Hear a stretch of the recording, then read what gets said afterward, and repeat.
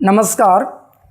पिछले लेक्चर में हम लोगों ने कैलोरीमेट्री की बात किया था, जिसमें heat capacity, molar heat capacity, specific heat capacity, latent heat etcetera in terms को डिफाइन किया गया था। आज के लेक्चर में हम लोग specific heat capacity of gases की बात करेंगे और मैं ये बताना चाहूँगा कि फिज़िक्स में आपको पता है टर्म्स की मीनिंग तो बदलती नहीं है। Specific heat capacity is specific heat capacity. तो स्पेसिफिक हीट कैपेसिटी जैसे सॉलिड्स एंड लिक्विड्स के लिए डिफाइंड होगा, वैसे गैसेस के लिए डिफाइंड होगा। गैसेस के केस में भी हम लोग कहेंगे कि गैस के यूनिट मास का टेम्परेचर 1 डिग्री सी से बढ़ाने के लिए जितना हीट देने की ज़रूरत होगी वो उस गैस का स्पेसिफिक हीट कैपेसिटी कहा जाएगा। और अगर ऐसा है तो गैसेज के स्पेसिफिक हीट कैपेसिटी में ऐसी क्या खास बात है कि इसका डिस्कशन हम लोग अलग से कर रहे हैं। तो यहाँ एक बात समझने की ज़रूरत है।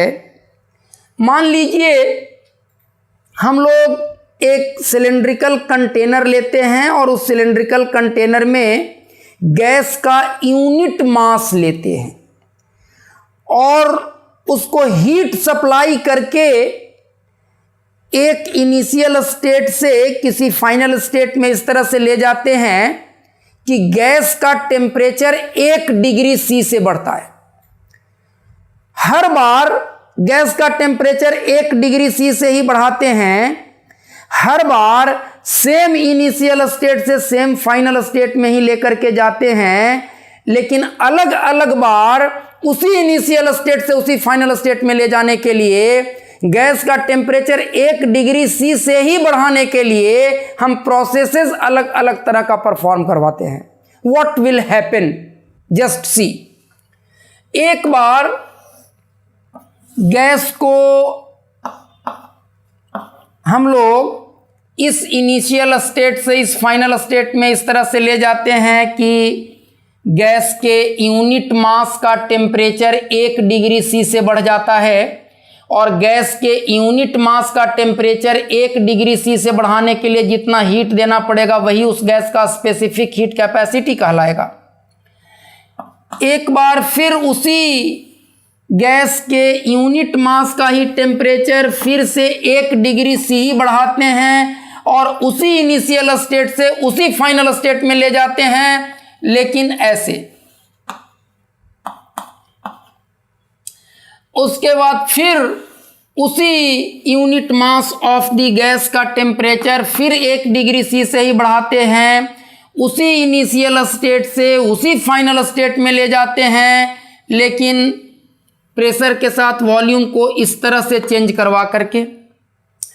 आपको पता है PV curve, volume axis and ordinates at V1 and V2 के अंदर का total area work done by the gas देता है। इस वाले प्रोसेस में गैस के द्वारा किया गया work, system work done by the system when system goes from this state to this state, वो work done by the system इस एरिया से मिलेगा, इस वाले में वो इस एरिया से मिलेगा, इस वाले प्रोसेस में वो इस एरिया से मिलेगा। और आप देख सकते हैं कि ये तीनों एरियाज इक्वल नहीं हैं। और फर्स्ट लॉ ऑफ थर्मोडायनेमिक्स क्या कहता है? फर्स्ट लॉ ऑफ थर्मोडायनेमिक्स कहता है delta Q is equal to delta U plus delta W। तीनों ही केसेस में, तीनों ही प्रोसेसेस में गैस को सेम इनिशियल स्टेट से सेम फाइनल स्टेट में ले गए हैं, स्टेट A से स्टेट B में ले गए हैं, तीनों ही केसेस में, तीनों ही प्रोसेसेस में। और तीनों ही प्रोसेसेस में गैस के यूनिट मास का टेम्परेचर 1 डिग्री सी से बढ़ाए हैं हीट सप्लाई करके, लेकिन प्रेशर के साथ वॉल्यूम को चेंज अलग अलग तरीके से करवाए हैं, अलग अलग प्रोसेसेस के थ्रू गैस को स्टेट ए से स्टेट बी में ले गए हैं। लेकिन इनिशियल स्टेट, फाइनल स्टेट तीनों प्रोसेस में सेम है। और चूंकि इंटरनल एनर्जी एक स्टेट फंक्शन होता है, पॉइंट फंक्शन होता है, इसलिए डेल्टा यू का वैल्यू तीनों प्रोसेस के लिए सेम होगा।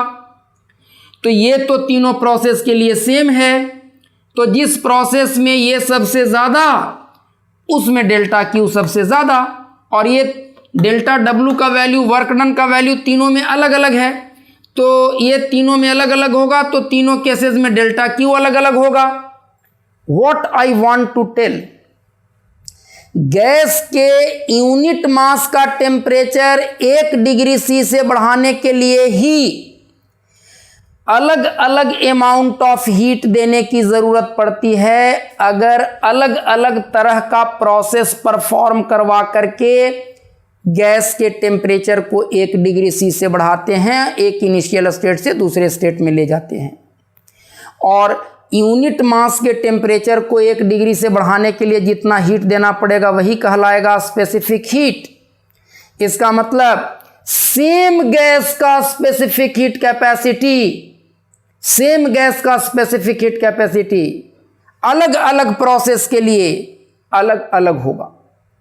सेम उसी गैस की स्पेसिफिक हीट कैपेसिटी, अगर उसी गैस के यूनिट मास का टेम्परेचर 1 डिग्री से बढ़ाया जाए हीट सप्लाई करके, लेकिन अलग अलग प्रोसेसेस के थ्रू इनिशियल स्टेट से फाइनल स्टेट में उस गैसीय सिस्टम को ले जाया जाए, तो हर अलग अलग प्रोसेस में वर्क डन अलग अलग होगा, डेल्टा यू सब में सेम होगा, तो हर अलग अलग प्रोसेस में डेल्टा क्यू अलग अलग मिलेगा। मतलब अलग अलग प्रोसेसेस में सेम गैस के यूनिट मास का ही टेम्परेचर 1 डिग्री सी से ही बढ़ाने के लिए अलग अलग अमाउंट ऑफ हीट देने की जरूरत पड़ेगी।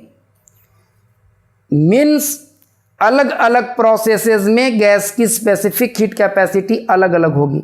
मतलब गैस का specific heat capacity process dependent होता है, और गैस की स्पेसिफिक हीट कैपेसिटी कितनी होगी, वो गैस कितना स्पेसिफिक हीट कैपेसिटी ऑफर करेगा, ये इस बात पर डिपेंड करता है कि गैस के यूनिट मास का टेम्परेचर 1 डिग्री सी से बढ़ाने के लिए हीट सप्लाई करते वक्त फिजिकल कंडीशन क्या मेंटेन किया गया, प्रेशर और वॉल्यूम का वेरिएशन कैसे करवाया गया, under what physical conditions where heat supplied. So specific heat capacity इस फैक्टर पर डिपेंड करता है कि किस फिजिकल कंडीशन में गैस को हीट सप्लाई किया गया, और सेम गैस का स्पेसिफिक हीट कैपेसिटी अलग अलग प्रोसेस में अलग अलग हो सकता है। और चूंकि सेम इनिशियल स्टेट से सेम फाइनल स्टेट में किसी गैस को इनफाइनाइट नंबर ऑफ प्रोसेसेस के थ्रू हम ले जा सकते हैं, और हर प्रोसेस की स्पेसिफिक हीट कैपेसिटी अलग अलग मिलेगी, इसलिए आप कह सकते हैं कि गैसेस को infinite number of specific heat capacities होती है। Gases have infinite number of specific heat capacities. लेकिन जनरली हम लोग 2 स्टैंडर्ड कंडीशन में, अलग अलग फिजिकल कंडीशन में गैस की स्पेसिफिक हीट कैपेसिटी अलग अलग होगी। गैसेस को infinite number of specific heat capacity होती है। ये दूसरी बात है कि जनरली यूजुअली हम लोग ज़्यादातर केसेस में 2 स्टैंडर्ड फिजिकल कंडीशंस में गैस के स्पेसिफिक हीट कैपेसिटी की बात किया करते हैं। वो अलग मामला है कि अगर हम गैस को हीट सप्लाई करके और उसका टेम्परेचर बढ़ाएं, 1 मोल या यूनिट मास ऑफ गैस का टेम्परेचर 1 डिग्री सी से बढ़ाने के लिए जो हीट सप्लाई कर रहे हैं, और पूरे प्रोसेस के दरमियान हम गैस के प्रेशर को न बदलने दें, कांस्टेंट प्रेशर पर हीट सप्लाई करके गैस के यूनिट मास या यूनिट मोल का टेम्परेचर 1 डिग्री बढ़ाएं, तो वो कहलाएगा स्पेसिफिक हीट या molar heat capacity of gas at constant pressure. और अगर हीट सप्लाई करते वक्त गैस के वॉल्यूम को न बदलने दें, तो उसको कहेंगे स्पेसिफिक हीट कैपेसिटी या molar heat capacity of gas at constant volume. तो एक चीज क्लियर हो गया कि जैसे हम लोग कहते हैं कॉपर का स्पेसिफिक हीट कैपेसिटी इतना है, गैस के केस में आप वैसा नहीं कर सकते। गैस का कोई एक finite specific heat capacity, definite specific heat capacity नहीं होगा। गैसेस को infinite number of specific heat capacities होगी। वो डिपेंड करेगा कि प्रोसेस कैसा है, किस फिजिकल कंडीशन में हीट उसको सप्लाई किया गया, हीट सप्लाई करते वक्त फिजिकल कंडीशन क्या मेंटेन किया गया था, किस प्रोसेस के थ्रू गैस एक स्टेट से दूसरे स्टेट में गया है और उसके 1 मोल या यूनिट मास का टेम्परेचर 1 डिग्री सी बढ़ा है। So depending upon the process gases have infinite number of specific heat capacities.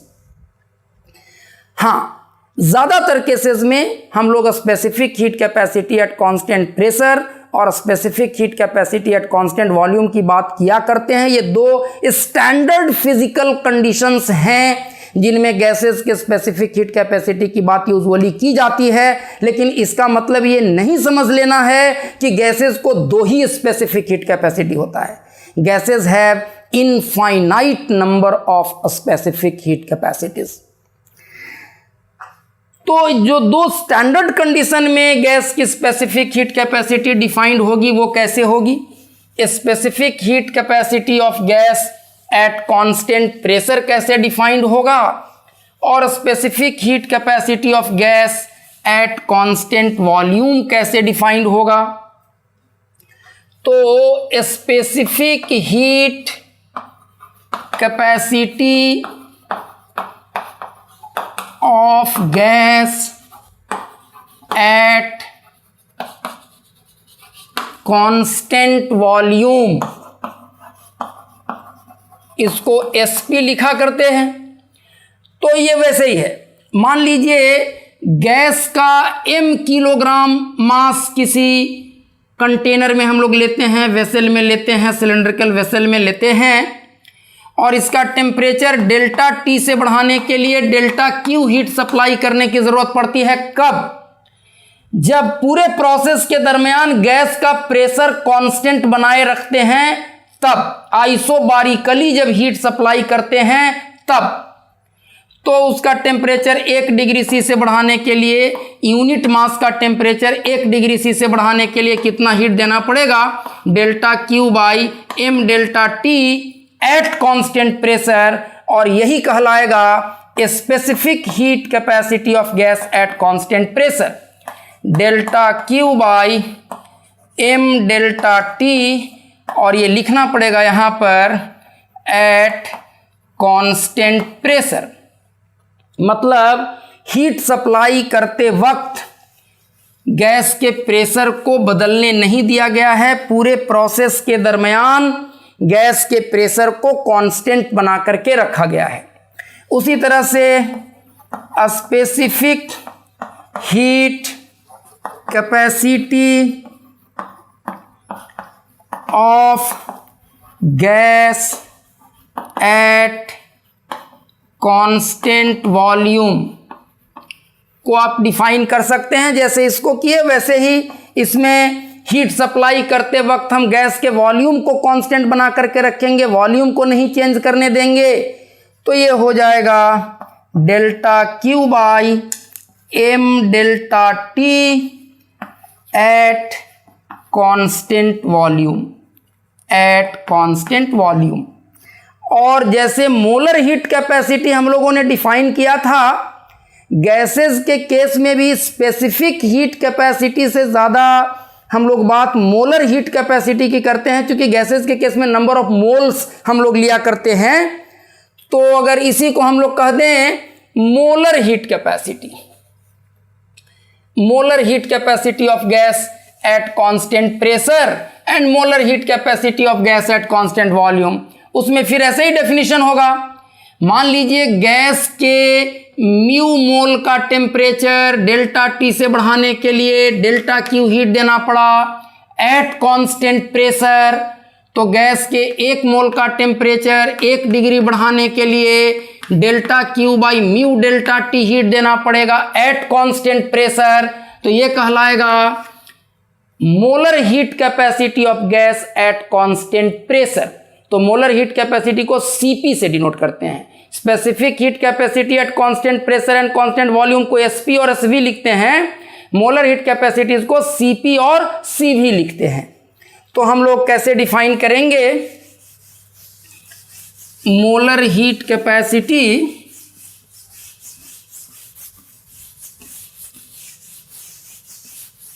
Molar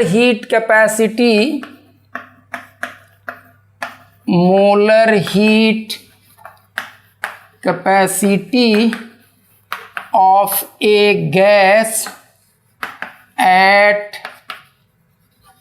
constant pressure,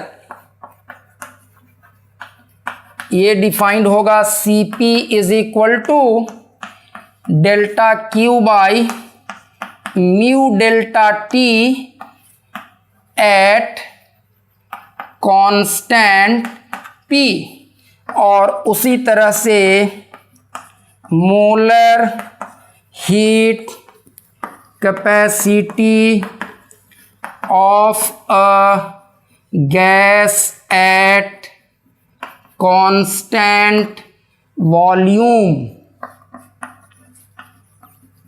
इसको सी भी लिखेंगे तो ये हो जाएगा delta Q by mu delta T at constant भी।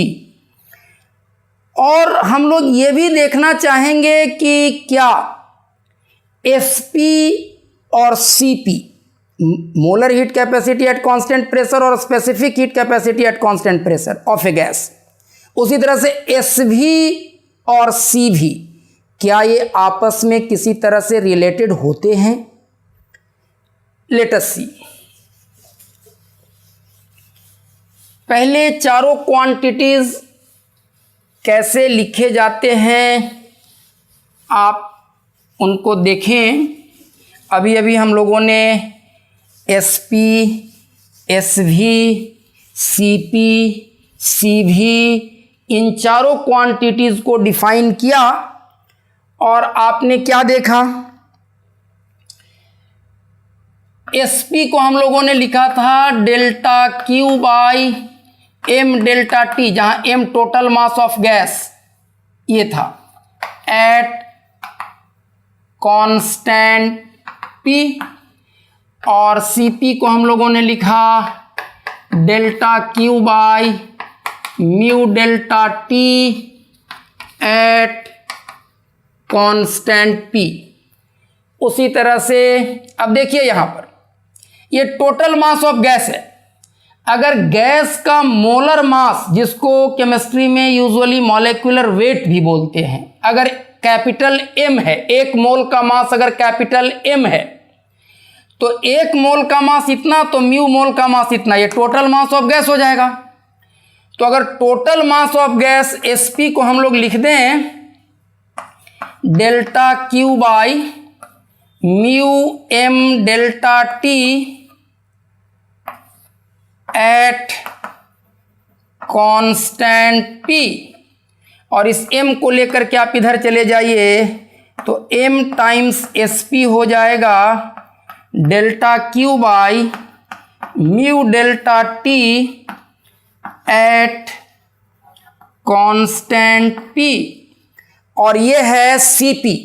आप देख लीजिए ये है CP, तो यहां से क्या निकल गया? CP is M times SP। Molar heat capacity at constant pressure is equal to molar mass of gas multiplied by specific heat capacity of gas at constant pressure. Similarly आप कर सकते हैं CV और SV के बीच relation आप निकाल सकते हैं। ठीक इसी तरह से उसमें आ जाएगा CV is equal to MSV। कैसे? तो SV को क्या लिखते हैं? Delta Q by M delta T at constant volume, और CV को क्या लिखते हैं? Delta Q by mu delta T at constant V, तो एस वी को हम लोग लिख सकते हैं delta Q by mu M delta T at constant V, और इस m को अगर इधर लेके चले जाएं तो M S V is delta Q by mu delta T at constant v, and this is C V. तो यहां से क्या चला आया, C V is equal to m times S V. तो ये मोलर हीट कैपेसिटी और स्पेसिफिक हीट कैपेसिटी आपस में इस तरह से रिलेटेड होते हैं।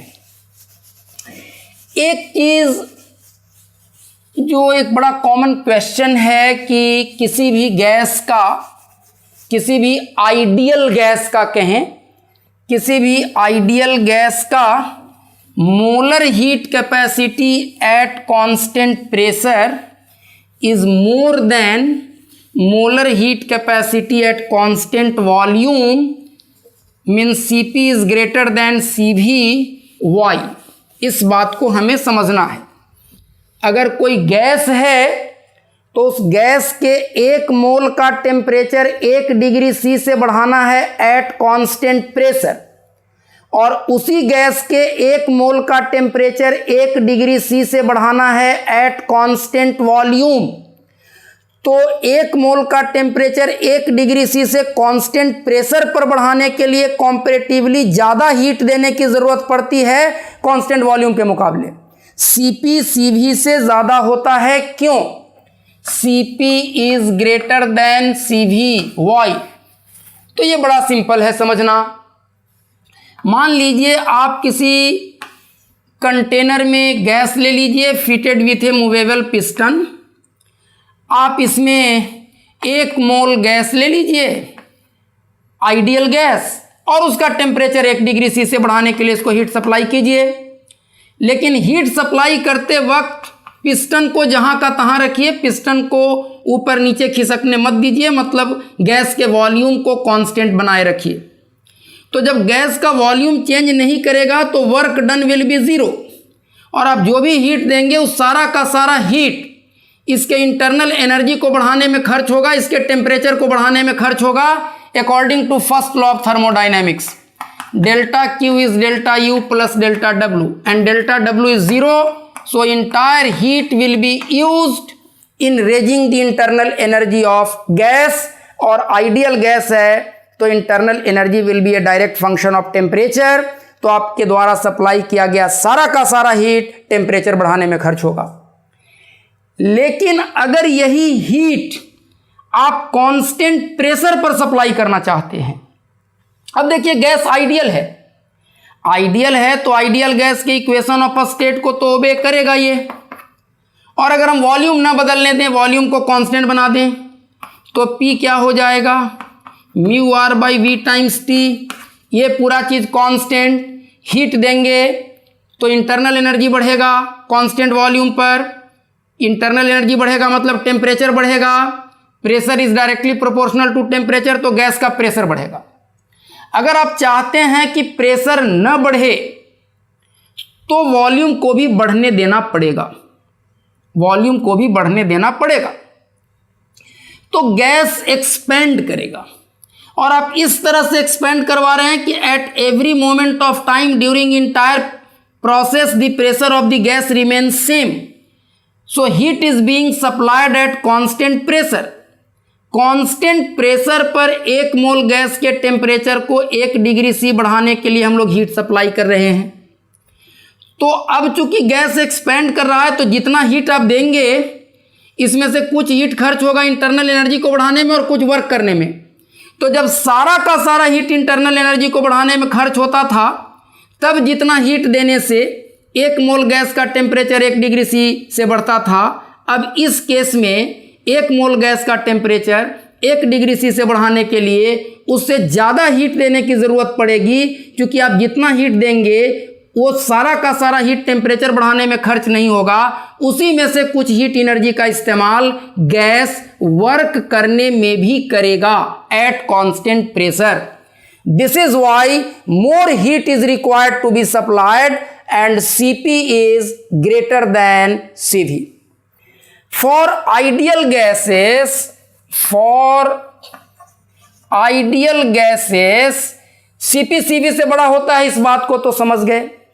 क्यों बड़ा होगा उसका भी लॉजिक हम लोगों ने देने की कोशिश किया, लेकिन कितना बड़ा होता है? तो आइडियल गैसेस के लिए Cp Cv से बड़ा होगा R से। Cp minus Cv is equal to R, molar gas constant के बराबर, और इसको कहते हैं Mayer's equation. It is called Mayer's equation. Cp minus Cv is equal to R. This formula can very easily be derived, but we are ignoring that derivation right here in this course, especially keeping in mind the time constraint. So Cp minus Cv is R. अब देखिए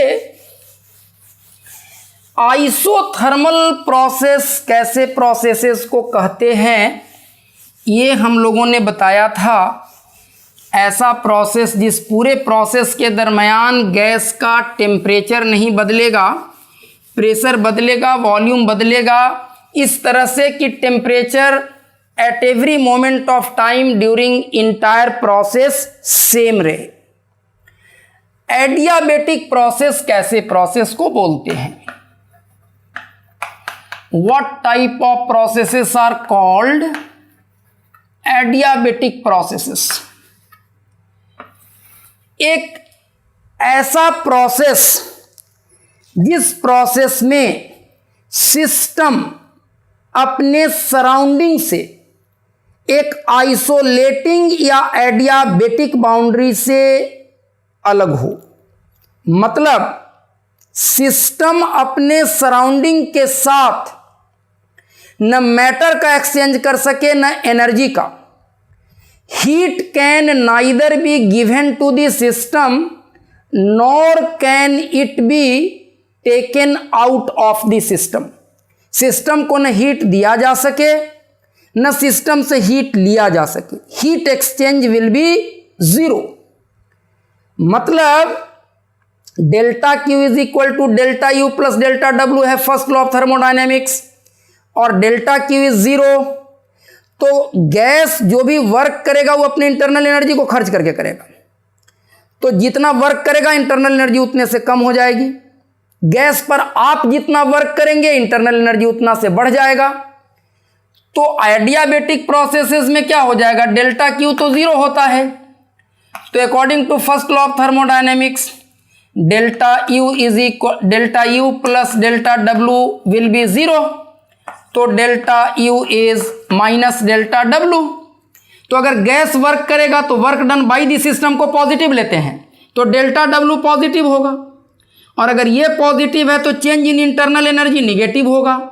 तो internal energy घटेगी, अपनी energy खर्च करके, जो stored energy थी उसी को खर्च करके गैस वर्क किया होगा।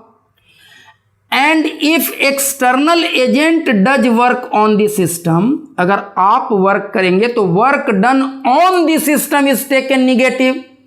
तो डेल्टा डब्ल्यू निगेटिव, तो negative of negative positive, delta U positive, change in internal energy positive. So final internal energy is more than initial, so internal energy increases. But delta Q will always be zero. Heat exchange will be zero. System cannot exchange heat with its surrounding. Heat is neither given to the system nor is it taken out of the system. तो ऐसे processes कहलाते हैं adiabatic processes. और adiabatic processes किस तरह के equation से guide होते हैं? जैसे आइसोथर्मल प्रोसेसेस अगर हैं, परफॉर्म किए जा रहे हैं आइडियल गैस पर, तो हम लोगों ने कहा था कि PV is equal to constant होगा। तो एडियाबेटिक प्रोसेसेस का इक्वेशन क्या होगा? तो इसको भी हम लोग इसके डेरिवेशन को कि एडियाबेटिक प्रोसेसेस इसी पार्टिकुलर रिलेशन को क्यों फॉलो करेंगे। अगर प्रोसेस एडियाबेटिक है तो उस एडियाबेटिक प्रोसेस के दरमियान गैस के प्रेशर और वॉल्यूम और टेम्परेचर में होने वाला चेंज उसी पर्टिकुलर रिलेशन को क्यों ओबे करेगा? This can also be very easily derived, but उस डेरिवेशन को हम लोग यहां पर जानबूझ करके इग्नोर कर रहे हैं। वो जब हम लोग फाउंडेशन कोर्स लेकर के आएंगे उसमें ये सारा डेरिवेशंस भी करेंगे। तो एडियाबेटिक प्रोसेस एक पॉलीट्रॉपिक प्रोसेस है। इसमें प्रेशर, वॉल्यूम, टेम्परेचर ये सारी चीजें बदलती हैं। एडियाबेटिक प्रोसेस में कोई भी थर्मोडायनेमिक कोऑर्डिनेट कांस्टेंट नहीं रहता है। And adiabatic processes are guided by the equation PV to the power gamma is constant. कहने का मतलब P1 V1 to the power gamma is equal to P2 V2 to the power gamma is equal to P3 V3 to the power gamma is equal to so on. And what is this gamma? ये gamma है given gas के molar heat capacity at constant pressure और molar heat capacity at constant volume का ratio. ये gamma होता है molar heat capacity of gas at constant pressure Cp और molar heat capacity of gas at constant volume Cv, उसका ratio होता है gamma. और इस गामा को एडियाबेटिक एक्सपोनेंट भी बोला करते हैं। अब हम लोगों ने अभी अभी देखा है कि Cp माइनस Cv होता है R। अब दोनों तरफ आप Cv से डिवाइड कर दो, तो Cp minus Cv by Cv is R by Cv। तो Cp by Cv is gamma minus 1 is R by Cv। तो गामा और R के टर्म्स में गैस का molar heat capacity at constant volume बता सकते हैं। ये हो जाएगा R बाई गामा माइनस 1। और Cp कितना हो जाएगा? तो Cp हो जाएगा Cp minus Cv is R, तो ये हो जाएगा Cv प्लस R। तो ये हो जाएगा R by gamma minus 1 plus R। तो यहाँ से आप लिख सकते हैं कि Cp हो जाएगा gamma R by gamma minus 1। तो मोलर गैस कांस्टेंट R और गामा Cp और Cv का रेशियो गामा, इन दोनों के टर्म्स में Cp और Cv ऐसे लिखे जा सकते हैं। उसी तरह से हम लोगों ने लॉज ऑफ थर्मोडायनेमिक्स में बताया था कि अच्छा, एक चीज और इसमें आप देख सकते हैं कि प्रेशर और वॉल्यूम के बीच का रिलेशन तो एडियाबेटिक प्रोसेस में है PV to the power gamma is constant. Volume और टेम्परेचर के बीच कैसा होगा? तो गैस चूंकि आइडियल है तो PV is equal to nRT तो ओबेड रहेगा, या म्यू RT जो भी लिखें आप, ये तो ओबेड रहेगा। तो P को अगर हम लोग लिख दें mu RT by V, mu RT by V is constant, तो ये हो जाएगा mu RT by V into V to the power gamma is constant. और इस दोनों चीज को हम लोग राइट हैंड साइड में कांस्टेंट के साथ अगर एब्जॉर्ब कर लें, then what will it be? TV to the power gamma minus 1 is constant. Adiabatic process में टेम्परेचर और वॉल्यूम के बीच का रिलेशन ऐसा हो जाएगा। उसी तरह से प्रेशर और टेम्परेचर के बीच का रिलेशन क्या होगा? तो P और V को लिख सकते हैं म्यू RT बाई P का power gamma is equal to constant. तो म्यू R का power gamma right hand side में कांस्टेंट के साथ एब्जॉर्ब कर लिया जाएगा, तो ये हो जाएगा T gamma P1 minus gamma is constant. तो ये रिलेशन होगा एडियाबेटिक प्रोसेसेस के लिए टेम्परेचर और प्रेशर के बीच। लॉज ऑफ थर्मोडायनेमिक्स पढ़ाते वक्त हम लोगों ने पॉलीट्रॉपिक प्रोसेस के दरमियान गैस के द्वारा किए गए वर्क का फॉर्मूला निकाला था। तो यहाँ पर एडियाबेटिक प्रोसेस के दरमियान गैस के द्वारा किए गए वर्क का फॉर्मूला क्या हो जाएगा? तो आप याद कीजिए क्या निकाले थे? P1 V1 minus P2 V2 by polytropic index n-1 ऐसा था।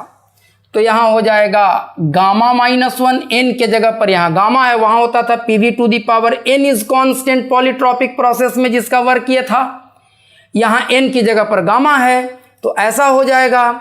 इसको आप दूसरे फॉर्म में भी लिख सकते हैं, आप P1 V1 को mu R T1, P2 V2 को म्यू आर T2 लिख सकते हैं। तो म्यू आर और ये हो जाएगा T1 minus T2 by gamma -1। तो इसको R बाई गामा -1 सी भी अभी तुरंत हम लोगों ने देखा है, तो ये हो जाएगा म्यू सी भी T1 को अगर कॉमन ले लें तो 1 माइनस T2 बाई T1। तो W एडियाबेटिक का एक फॉर्म आपका ऐसा हो जाएगा। और इसको फिर अलग अलग फॉर्म्स में लिख सकते हैं, P1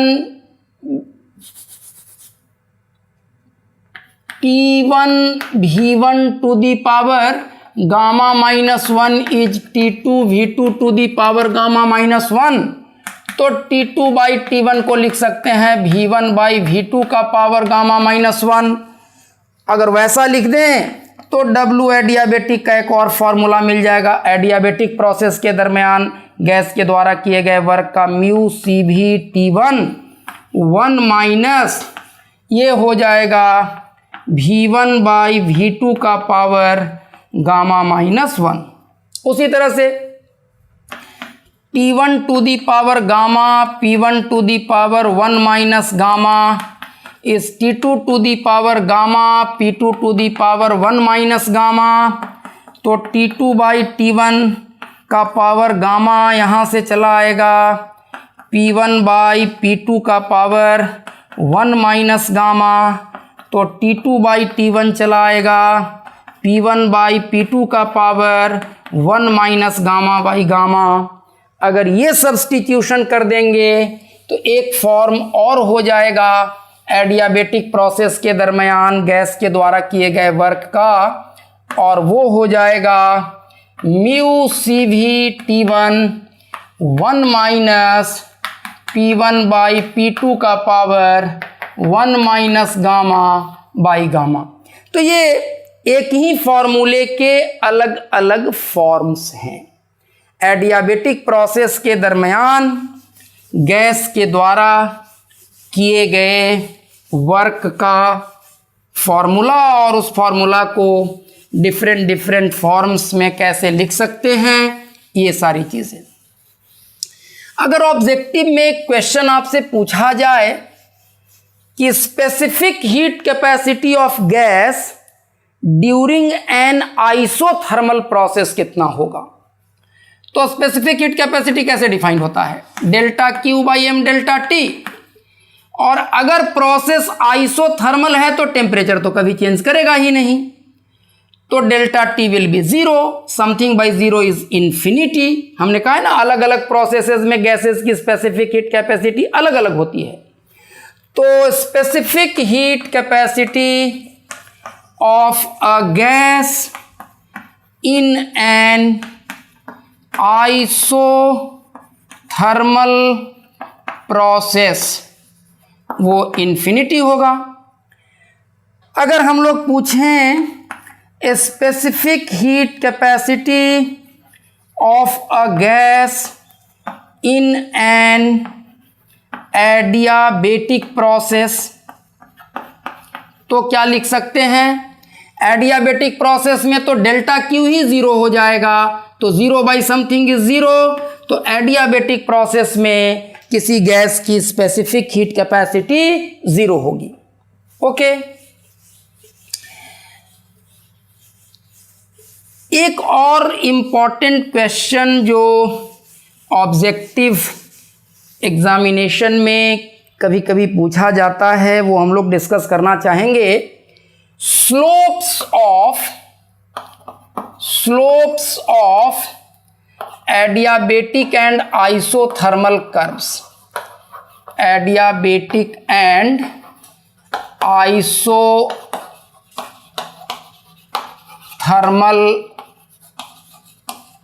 कर्व्स। तो ये कैसे कर सकते हैं? स्लोप कैसे डिफाइंड होता है आपको पता है? अगर y x का फंक्शन है तो dy बाई डी एक्स को स्लोप बोलते हैं। तो आइसोथर्मल प्रोसेसेस कैसे, आइसोथर्मल प्रोसेसेस का इक्वेशन क्या होता है?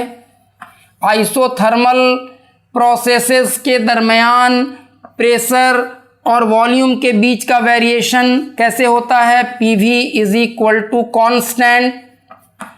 तो अगर एक एक्सिस पर हम लोग P प्लॉट करें और एक एक्सिस पर V प्लॉट करें तो dP by dV will be the slope of isothermal curve और आइसोथर्मल प्रोसेस, और dy by dx at a particular point defined होता है। आइसोथर्मल प्रोसेस में प्रेशर वॉल्यूम का इन्वर्सली प्रोपोर्शनल है तो PV कर्व ऐसा होगा, तो इसके अलग अलग पॉइंट पर का स्लोप अलग अलग होगा। dP बाई dV जितना यहां होगा उससे डिफरेंट यहां होगा, उससे डिफरेंट यहां होगा, उससे डिफरेंट यहां होगा। तो स्लोप हम लोग ऑलवेज डिफाइन करेंगे किसी पार्टिकुलर पॉइंट पर। अब जैसे मान लीजिए ये पॉइंट है, इस पॉइंट के करस्पॉन्डिंग V है V1 और P है P1। तो एट P1 V1 इस आइसोथर्मल कर्व का स्लोप हम डिफाइन करना चाहते हैं, तो हमें निकालना पड़ेगा dP by dV eight P1 V1। तो dP बाई dV कैसे निकलेगा? आप इसको डिफरेंशिएट कर दीजिए दोनों तरफ, तो ये क्या हो जाएगा? ये P plus V dP by dV is 0, और यहां से dP by dV is minus P by V, और आपको स्लोप चाहिए P1 V1 पर, तो dP by dV eight P1 V1 ये हो गया slope of isothermal curve at P1 V1। तो ये हो जाएगा माइनस P1 बाई V1। तो यहां पर अगर एक टेंजेंट हम लोग ड्रॉ करेंगे तो उस टेंजेंट का स्लोप इतना हो जाएगा माइनस P1 बाई V1। ये slope of isothermal curve at P1 V1 है। एडियाबेटिक प्रोसेसेस में क्या होगा? If the process is adiabatic तो PV to the power gamma is equal to constant. इसको दोनों तरफ वॉल्यूम के रिस्पेक्ट में डिफरेंशिएशन कर दीजिए। First function into differential of second करेंगे तो गामा V गामा माइनस 1 और प्लस V का power gamma dP by dV आ कांस्टेंट का डिफरेंशिएशन 0। तो यहां से हो जाएगा V का power gamma dP by dV is minus gamma P V का power gamma minus 1। That implies dP by dV will be gamma times minus P by V, ऐसा आ जाएगा। और एडियाबेटिक कर्व का स्लोप कहां पर? P1 V1 पर। तो slope of adiabatic curve at P1 V1 हो जाएगा dP by dV eight P1 V1। तो ये हो जाएगा gamma times minus P1 V1, और माइनस P1 V1 क्या है? आइसोथर्मल कर्व का स्लोप है, और gamma is CP by CV। CP CV से बड़ा होता है तो 1 से ज्यादा है, तो gamma times slope of isothermal curve, और गामा 1 से ज्यादा है। इसका मतलब किसी गिवन पॉइंट पर एडियाबेटिक कर्व का स्लोप आइसोथर्मल कर्व के स्लोप से ज्यादा होता है, गामा टाइम्स ज्यादा होता है। और हम लोग कहेंगे कि adiabatic curves are steeper than isothermal curves. तो अगर एक कर्व एडियाबेटिक लेंगे तो ऐसा हो जाएगा, सो दैट कि इसका स्लोप यहां पर इससे ज्यादा होगा। सो ये एडियाबेटिक कर्व होगा, ये आइसोथर्मल कर्व होगा। Adiabatic curves are steeper than isothermal curves. और एक जो बहुत ज़्यादा कंसेप्चुअल मामला है जिस पर न्यूमेरिकल क्वेश्चंस पूछे जाते हैं, उसको हम लोग लास्टली इस चैप्टर में डिस्कस करना चाहेंगे। Degree of freedom and principle of equipartition of energy, what it is. Degree of freedom and principle of equipartition of energy का क्या कॉन्सेप्ट है। Degree of freedom, degree of freedom and principle of equipartition of energy. देखिए, gas, कोई एक gas है किसी container में, किसी वेसल में, सिलेंडर में, सिलेंड्रिकल वेसल में, तो गैस को जो आप एनर्जी देंगे, उस एनर्जी को एब्जॉर्ब करने का, लेने का, या यूं कहें उस एनर्जी को अपने पास रखने का गैस के मॉलिक्यूल्स के पास कई तरीका हो सकता है।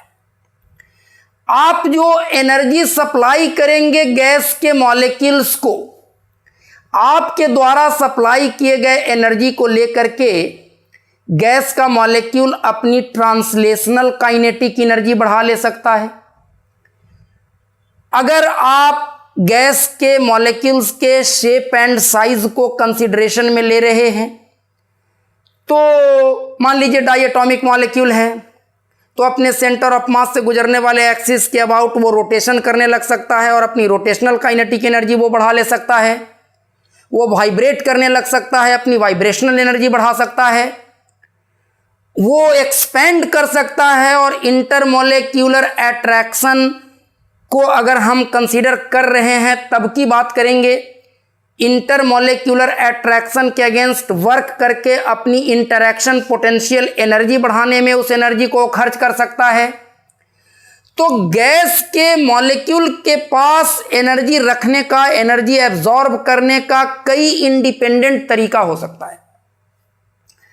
अब ट्रांसलेशनल काइनेटिक एनर्जी में भी वो एक्स एक्सिस के लॉन्ग ट्रांसलेशन करने लग सकता है, वाई एक्सिस के लॉन्ग ट्रांसलेशन करने लग सकता है, जेड एक्सिस के लॉन्ग ट्रांसलेशन करने लग सकता है। अगर इसके अलावा किसी और डायरेक्शन में वो ट्रांसलेशन करने लगा तो उसके वेलोसिटी को आप एक्स वाई जेड कॉम्पोनेंट में रिजॉल्व कर सकते हैं। तो एक दूसरे से इंडिपेंडेंट, जिसका एक दूसरे से कोई रिश्ता नहीं हो, एक दूसरे से इंडिपेंडेंट तीन तरह से वो अपनी ट्रांसलेशनल काइनेटिक एनर्जी बढ़ा सकता है। तो गैस के मॉलिक्यूल्स के पास जितना इंडिपेंडेंट मोड्स ऑफ मोशन होता है, जितने इंडिपेंडेंट ढंग से वो मोशन कर सकता है, जितने अलग अलग तरीके से इंडिपेंडेंट ऑफ वन अनदर वो मोशन कर सकता है, number of independent modes of motion of a gas molecule या number of independent modes of absorption of energy by a gas molecule, इसको कहते हैं उसका degree of freedom. Number of independent modes of motion that the molecule of a gas, the molecule of a gas can undergo, or the number of independent modes, the number of independent modes of absorption of energy, absorption of energy of a gas molecule is called its degree of freedom, is called its degree of freedom। अगर ideal gas है और मॉन atomic है, point mass माना जा रहा है, तो rotational energy, vibrational energy, potential energy होने का सवाल नहीं है। तो गैस के मॉलिक्यूल मात्र 3 तरह का इंडिपेंडेंट मोशन कर सकते हैं, X axis, Y axis, Z axis के लॉन्ग ट्रांसलेशन कर सकते हैं, और उनके पास 3 डिग्री ऑफ फ्रीडम होगा और तीनों का तीनों ट्रांसलेशनल होगा। वैसे ही वो कितना इंडिपेंडेंट तरह से मोशन कर सकता है, इसके आधार पर उसका डिग्री ऑफ फ्रीडम डिसाइड होगा। वैसे जो वाइब्रेशनल एनर्जी होती है, वाइब्रेशनल एनर्जी जो होती है कि अगर डाइएटॉमिक, ट्राइएटॉमिक, पॉलीएटॉमिक है तो उसके एटम्स के बीच का सेपरेशन घटे बढ़े, मॉलिक्यूल वाइब्रेशन करना शुरू कर दे, मॉलिक्यूल के पास वाइब्रेशनल एनर्जी आ जाए, वो vibrational degree of freedom excited होती है यूजुअली बहुत हाई टेम्परेचर पर। यूजुअली अगर कुछ नहीं कहा जाता है तो हम लोग वाइब्रेशनल डिग्री ऑफ फ्रीडम को इग्नोर कर देते हैं। तो if vibrational degree of freedom is ignored, if vibrational degree of freedom is ignored, तब number of degree of freedom का फॉर्मूला हो जाता है 3n-c, जहां n है molecularity, n is called molecularity. Monatomic के लिए n1 होगा, डाई एटॉमिक के लिए 2 होगा, ट्राई एटॉमिक के लिए 3 होगा, पॉली एटॉमिक में जितना भी एटम्स हैं, और c है number of constraints, number of constraints. तो डिग्री ऑफ फ्रीडम निकालने के लिए ये फॉर्मूला आप तब लगा सकते हैं जब वाइब्रेशनल डिग्री ऑफ फ्रीडम को इग्नोर करना है, vibrational degree of freedom excited नहीं है तब। तो जैसे मॉन एटॉमिक है तो n1 हो जाएगा, और मॉन एटॉमिक को कोई कंस्ट्रेंट नहीं है तो 3 × 1 - 0, तो number of degree of freedom 3 होगा। अगर डाई एटॉमिक है तो डाई एटॉमिक में n विल बी 2, और कंस्टेंट क्या होगा, वाइब्रेशन नहीं करना है तो एक कंस्टेंट होगा, एटम के बीच का फासला बदलना नहीं चाहिए, तो एक कंस्टेंट है, तो 3 × 2 - 1 5, number of degree of freedom will be 5। उसी तरह से हम लोग ट्राई एटॉमिक, पॉली एटॉमिक में निकाल सकते हैं। तो इस फॉर्मूले से आप number of degree of freedom निकाल सकते हैं किसी गिवन मॉलिक्यूल का। Principle of equipartition of energy कहता है, नामी है प्रिंसिपल ऑफ इक्विपार्टीशन, एनर्जी का इक्विपार्टीशन, इक्वल बंटवारा, मतलब किसी गैस के मॉलिक्यूल के पास किसी गिवन टेम्परेचर पर टोटल जितनी एनर्जी होती है, उस टोटल एनर्जी को उस मॉलिक्यूल का जितना डिग्री ऑफ फ्रीडम है, हर डिग्री ऑफ फ्रीडम के अमॉन्ग वो इक्वली डिस्ट्रीब्यूट करेगा। अगर 5 कैलोरी का एनर्जी है और 5 डिग्री ऑफ फ्रीडम है मॉलिक्यूल को, एक मॉलिक्यूल के पास 5 कैलोरी का एनर्जी है और मॉलिक्यूल का 5 डिग्री ऑफ फ्रीडम है, तो हर डिग्री ऑफ फ्रीडम के साथ 1 कैलोरी की एनर्जी एसोसिएटेड होगी। इसी को बोल्ट्जमैन ने स्टेट ऐसे किया, principle of equipartition of energy को, कि किसी गिवन एब्सोल्यूट टेम्परेचर T पर, किसी गिवन एब्सोल्यूट टेम्परेचर T पर गैस के एक मॉलिक्यूल के 1 डिग्री ऑफ फ्रीडम के साथ ½ kT एनर्जी एसोसिएटेड होगा। गैस के एक मॉलिक्यूल के 1 डिग्री ऑफ फ्रीडम के साथ ½ kT एनर्जी एसोसिएटेड होगा। और अगर number of degree of freedom F है, अगर गैस के मॉलिक्यूल का number of degree of freedom F है, if F is the degree of freedom, तो एक मॉलिक्यूल के हर डिग्री ऑफ फ्रीडम के साथ ½ kT एनर्जी, और इतना डिग्री ऑफ फ्रीडम है तो एक मॉलिक्यूल की एनर्जी कितना, F टाइम्स इतना, 1 डिग्री ऑफ फ्रीडम के साथ इतना और इतना डिग्री ऑफ फ्रीडम है, तो T टेम्परेचर पर गैस के एक मॉलिक्यूल की एनर्जी कितनी हो जाएगी, F/2 kT, और म्यू मोल गैस लिए तो एक मॉलिक्यूल की एनर्जी इतनी, तो म्यू मोल की एनर्जी कितनी, म्यू मोल में कितना मॉलिक्यूल, म्यू टाइम्स Na, ये total internal energy of gas हो जाएगा। तो डिग्री ऑफ फ्रीडम और इक्विपार्टीशन ऑफ एनर्जी के आइडिया का इस्तेमाल करके किसी गिवन टेम्परेचर पर गैस की टोटल इंटरनल एनर्जी कितनी होगी आप निकाल सकते हैं। और इसको क्या लिख सकते हैं, F/2 और K times Na is R, तो ये हो जाएगा म्यू आर टी, और 1/μ du/dt यही CV होता है। तो ये CV कितना हो जाएगा, ये हो जाएगा F/2R, और CP हो जाएगा CV प्लस R, तो F/2R प्लस R।